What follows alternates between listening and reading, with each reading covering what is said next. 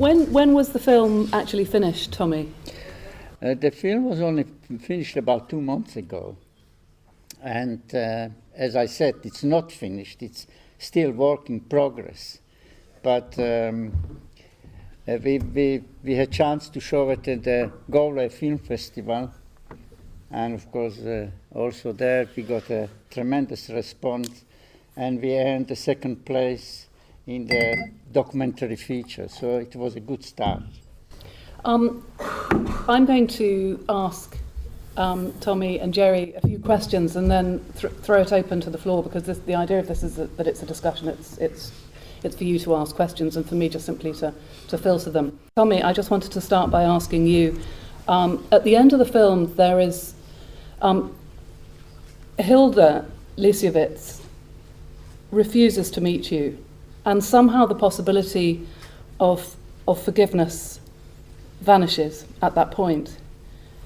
How have you managed to resolve that, if you have resolved it?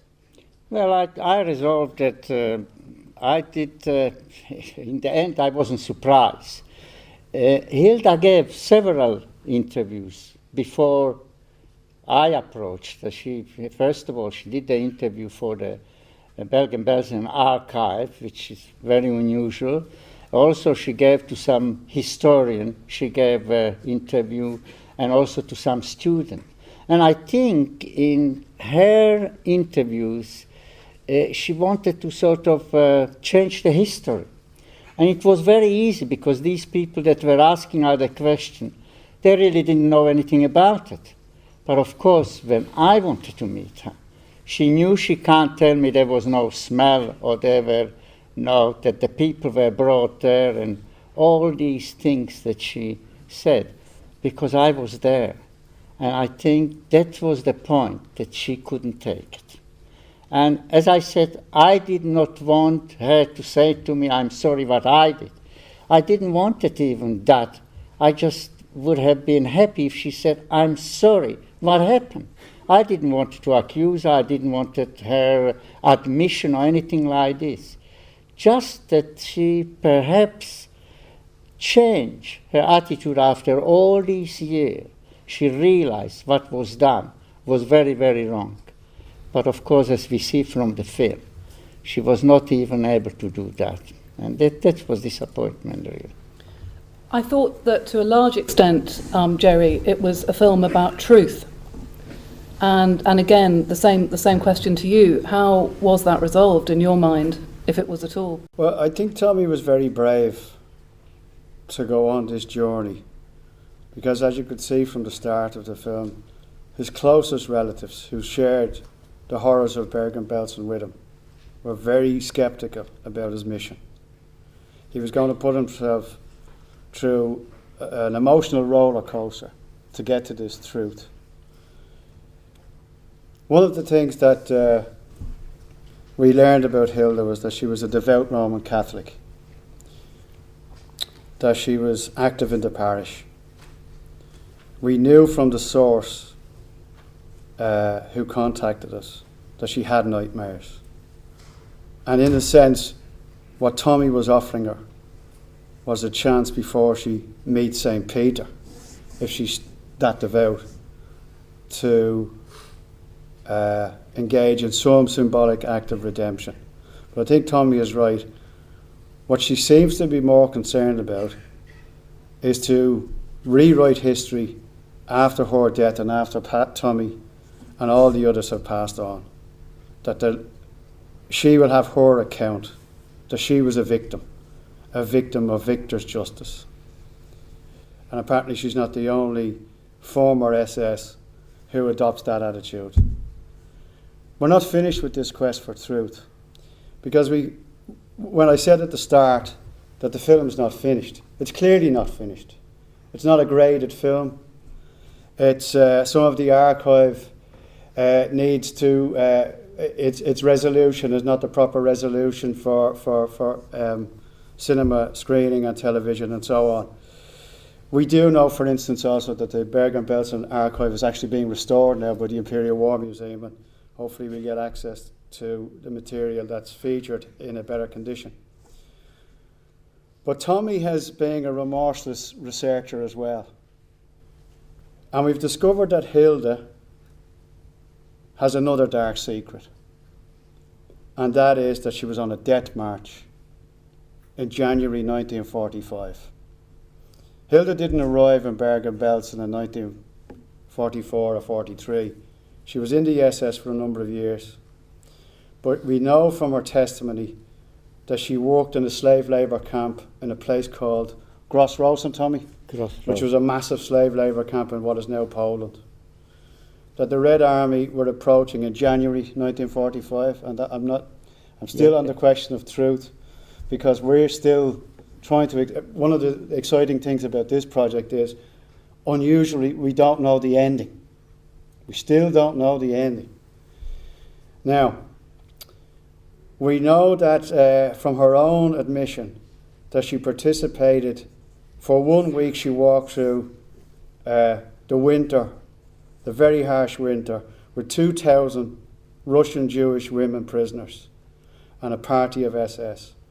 And now, according to Hilda, those prisoners who could not keep up were left to their own devices in the forest. Now, reading Elie Wiesel's account of an evacuation during the same month of January 1945, he describes in his book, Night, that anyone who slackened was shot. And what we also suspect with Hilda, she never refers to this, of course, in her trial. She concocts some excuse that she was ill, or remember, Tommy, she was ill, she wasn't able to. She said that she went AWOL for 6 weeks.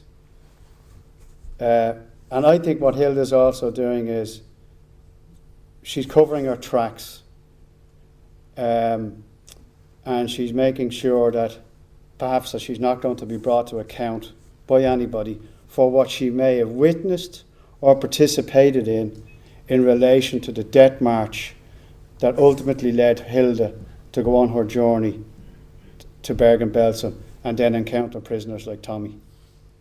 So that's why I was trying to say at the outset, it's to be continued. I mean, it does seem inconceivable. I think at one point, perhaps it's the man at the Elie Wiesenthal Centre says, perhaps the greatest punishment is when the families find out. Yeah. And it does seem inconceivable that Hilda's family are not, especially after the release of this film, given that you interviewed a journalist, the journalist who'd covered the 90th birthday. Yeah. Seems inconceivable that her family are now not going to find out more about her. But Tanya, in relation to the daughter on Truth, we now believe that Sabina, after her initial warm response to Tomi and the request and her agreement to meet us in this time in early November, it's clear that a younger generation of Germans, like Sabina, are reluctant to embrace aspects of their truth and their family truth.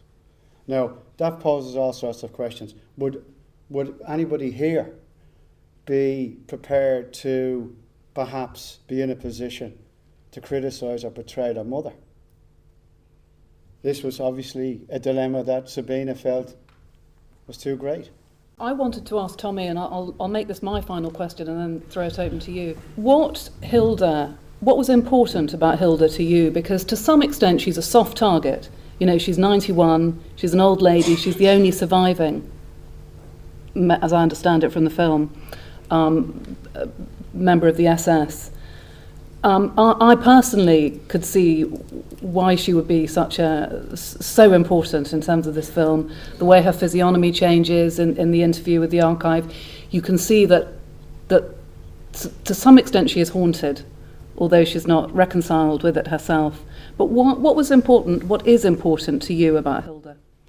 Well, there were two things about it. First of all, it would have meant some kind of a closure for me, and I said as well it would have been some kind of a closure for her, because there was no intention. I had good intention when I started. There was no intention to accuse her or anything like that. But the second thing was that during my researches, I found out that this would have been the only ever encounter privately that an inmate with perpetrator met privately. I mean, there were encounters that inmate met perpetrators in trials, but never privately. This would have been really a historic event. And that's also was driving me to achieve this. This would have been something unique, that it never happened before. Unfortunately, it still didn't happen. She lost the opportunity because it would have maybe showed her in a better light. I think, as individuals, I was brought up in certain system, certain education, and she was brought up in a certain system, and I wonder if it was the opposite way, I probably would have behaved maybe the same way. So time passed, and I think after all these years, it's not a question that I would have forgiven, but some kind of a reconciliation would have shown to the world that even in this situation, there is something end of the tunnel. I have to say that almost of all the things that are said in the film, the thing I found most incredible, really, and most significant was when you said that you could have been not only, you know, as you say, in two different systems, but not only the persecuted, but the persecutor. And it's that question of the banality of evil, the where evil rests, that I think is really at the heart of the film as well. Let me throw open the. Thank you. Ken McHugh's my name. I'm from Sport Against Racism. We know from our work in Germany and in Poland, there's quite it relates to Gerry's Gerry mentioning second generation denial. We come across quite a lot of second generation denial in Germany and in Poland where we work. I'm just wondering, has Gerry considered offering the film for broadcast, for TV broadcast in Germany and in Poland, so that they might hopefully produce some sort of cathartic reaction, or maybe closing out the circle? Okay, that's a very good question, Gerry. Thanks, Ken. The cut is with WRD in Cologne. We have a Portuguese-German colleague who's trying to generate interest. Commissioning editor in Cologne was very interested in the film, but then brought it to her senior management, and apparently they're very concerned about it. Again, it's what you call the soft target and all that sort of stuff. And my Portuguese colleague says that it's almost as if modern Germany wants the last SS officer to die and the last Jew with an experience of the Holocaust to pass on. Now, there's an official Germany, and to be fair to the ambassador, he embraces Tomi, and the president has given him the award. And that was an ending we didn't see coming, because that only came in November. Tomi, out of the blue, when you got the letter about the award. So there is a debate clearly within Germany about whether or not a film like this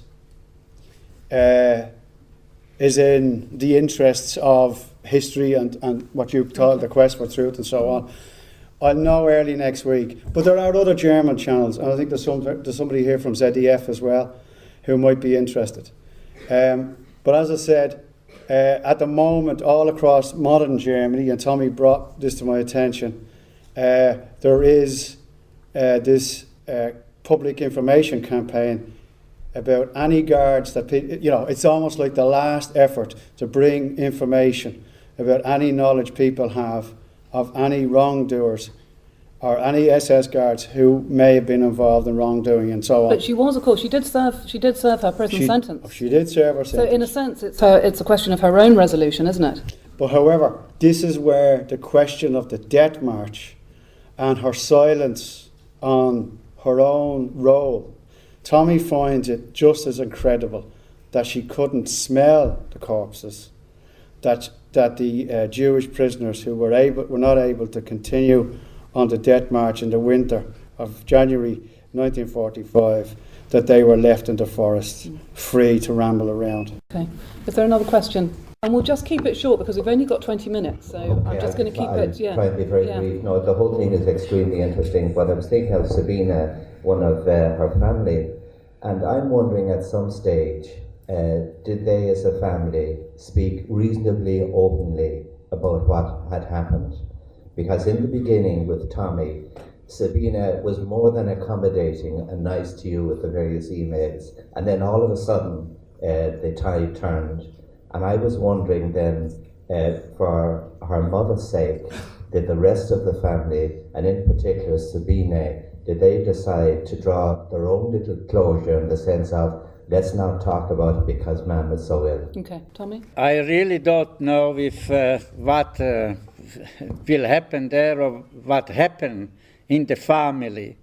To me, Sabina was a young German, and I respect Germany, especially the young Germany. They built a democratic state today that it's an example to whole Europe. So I stressed it to her when she wrote to me that she has sort of guilt, and she apologized to me, and I said, Sabina, you don't need to apologize. What you did was absolutely brilliant. You built up such a country, and a democratic country.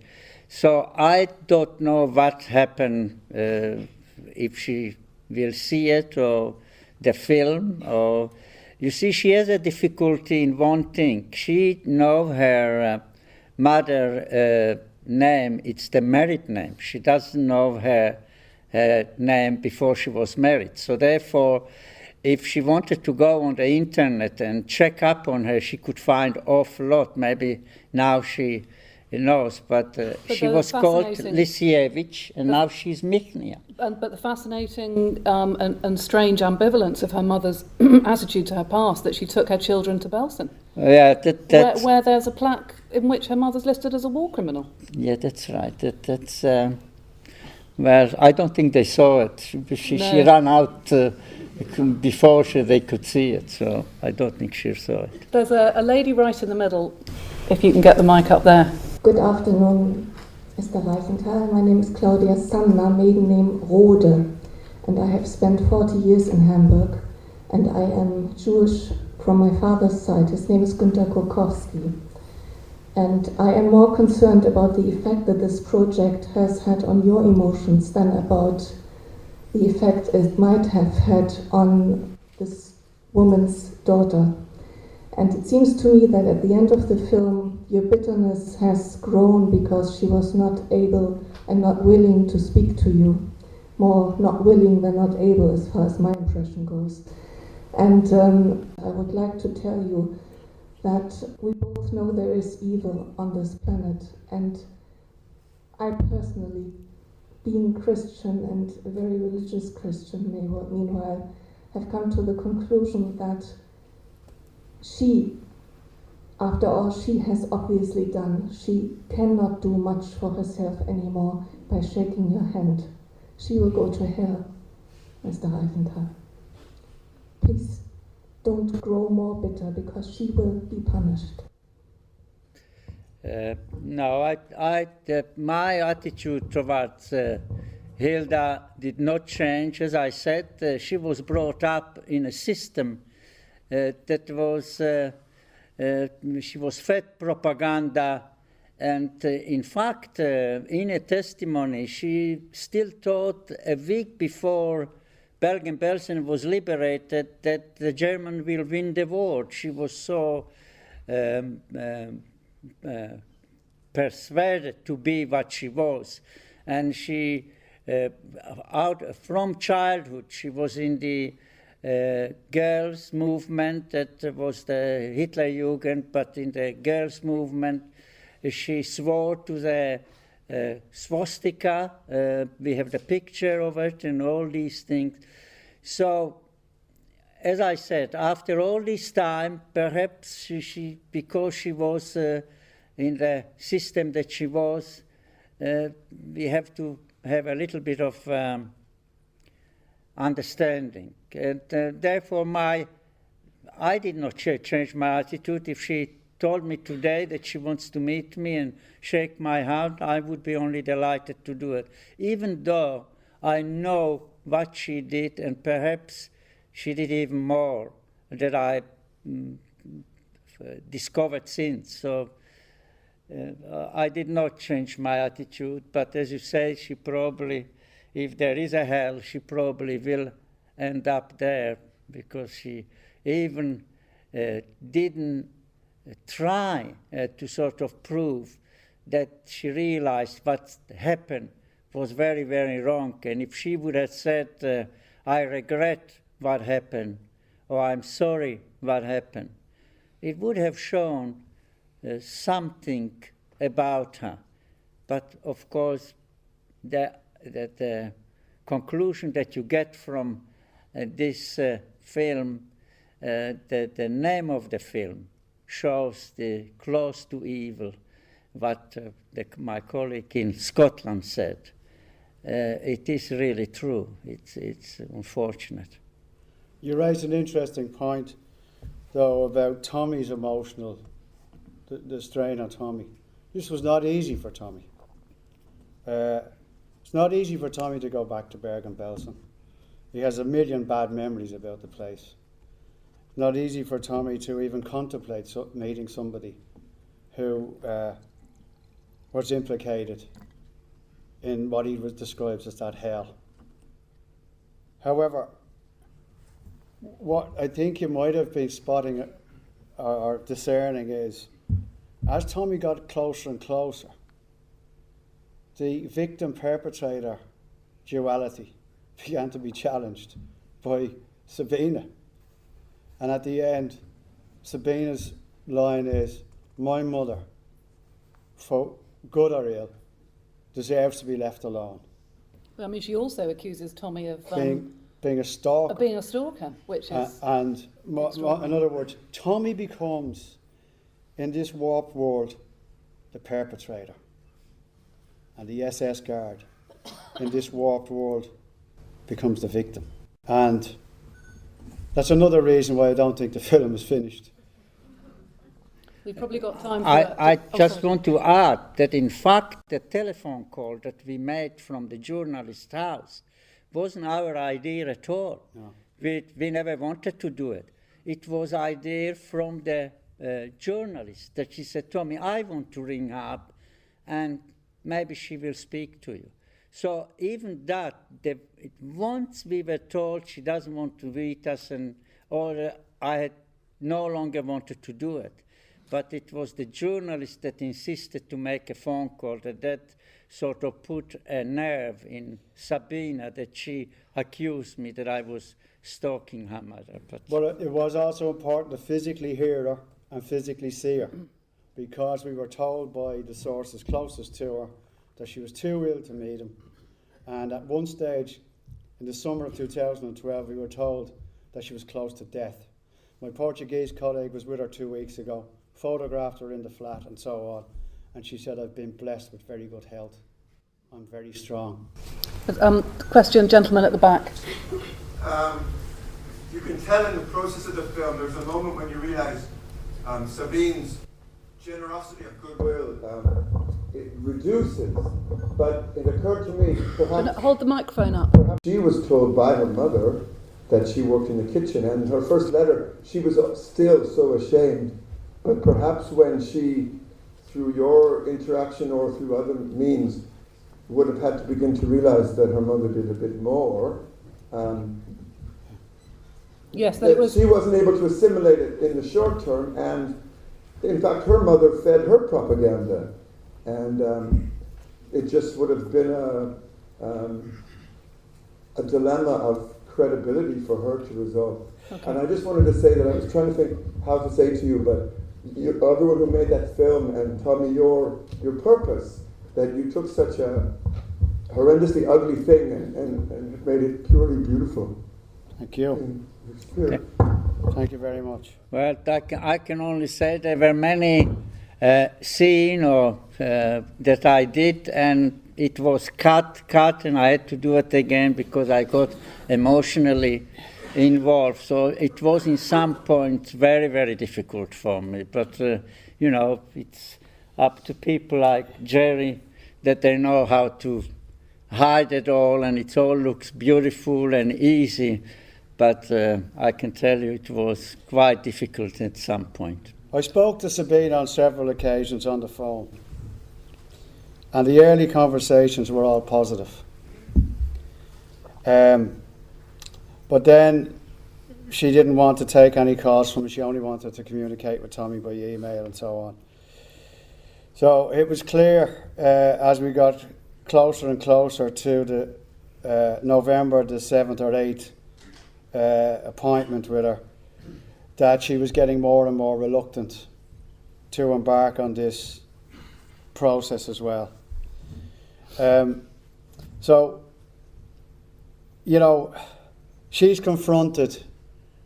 At no stage, the reason I just wanted to clarify something there. At no stage did we want to tell Sabina, either by email or by telephone, what we had discovered. And we also left it open that it could be a private meeting with Tomi, a private session with Sabina and her mother, if that's what they wanted. And Tomi could then report that meeting to us. It was a high risk for us being out there and not being able to film the key scene. But that wasn't going to be the most important thing. The most important thing was the potential for that woman to have that moment of redemption. And she missed it. And she's not going to get it again.